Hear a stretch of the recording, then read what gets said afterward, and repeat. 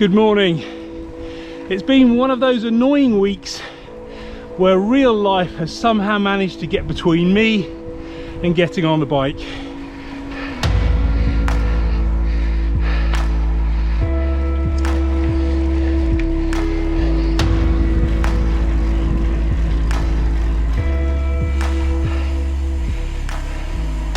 Today is Saturday, and apart from the little 1 kilometre basic rides that I do, the last real ride I did was last Saturday, so I've been more or less off the bike for about a week, and boy can I feel it.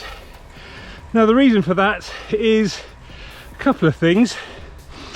I've had a couple of days work, and plus I've been a little unwell with some kind of minor stomach issues, which has led to me being a little bit dizzy, a little bit lethargic, and not really wanting to go out. But thankfully I'm over all of that now and I'm back on the bike.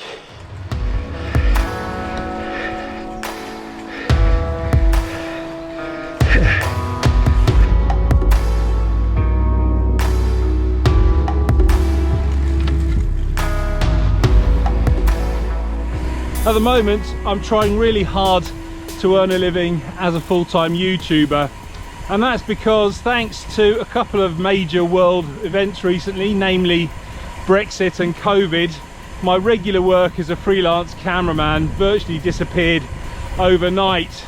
Now, although I am trying to earn a living from YouTube, it's still falling fairly short of what I earned before. And I am getting the odd freelance job coming in from time to time, and that's exactly what's happened this week. So I've had to do that, and they are normally quite involved and busy jobs. So for instance, although I only worked 2 days this week doing the camera work, they were both 14-hour days, and then, as you can imagine, trying to get some time in on the bike during that those working hours is pretty difficult. But I still managed to just get out between takes and do my 1 kilometre ride around the studio where we were working, so that was all good.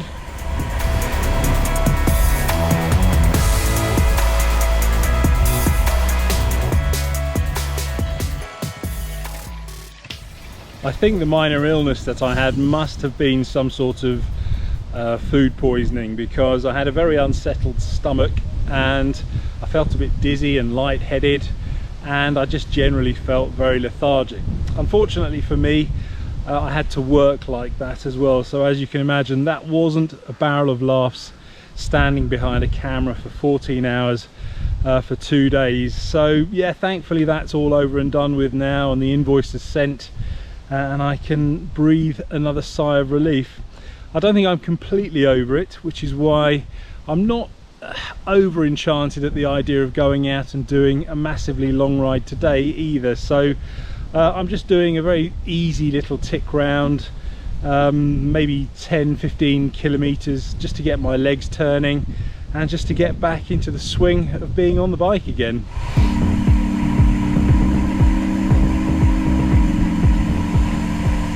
Now, of course, spending any more than about a week off the bike, you are going to feel it when you get back on the bike.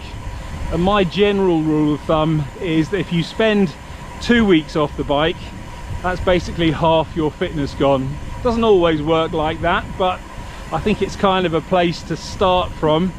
And as I say, I can really feel that I haven't been cycling for over the past week.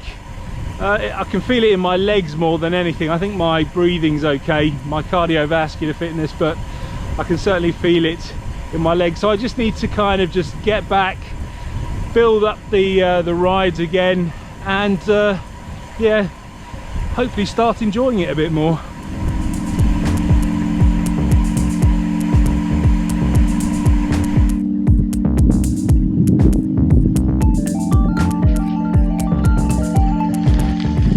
Luckily, the really fine dry weather that we've been having over the last month or so is still holding.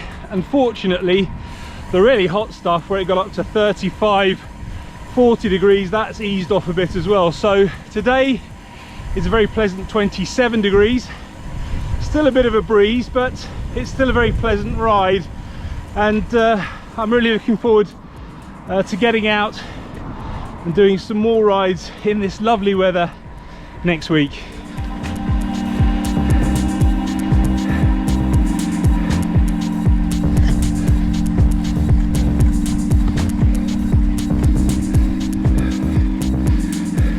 When you are forced to take time off the bike, be it due to illness or injury, it's very tempting to get back on as soon as possible to try and offset that loss of fitness before it gets too great. Well, take it from me, you should really wait until you are fully recovered, because if you do get back on the bike too soon, that can lead to further injuries and further illnesses, and then you just delay everything that you've tried to achieve. And with that in mind, today's ride is going to be very short. At the moment I've only done about 10k, and I've got another couple of kilometers to go before I get home, but for me today that's going to be plenty.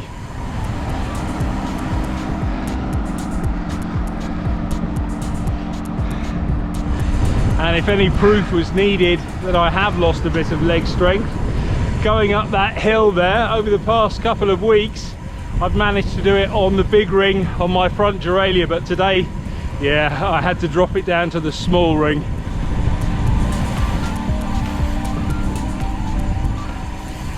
So there we go, that's today's ride done.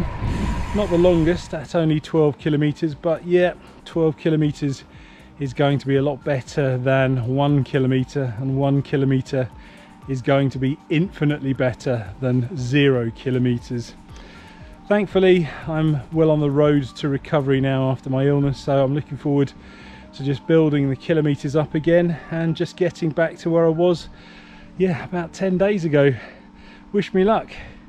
Thanks for watching, and I'll see you on the next one.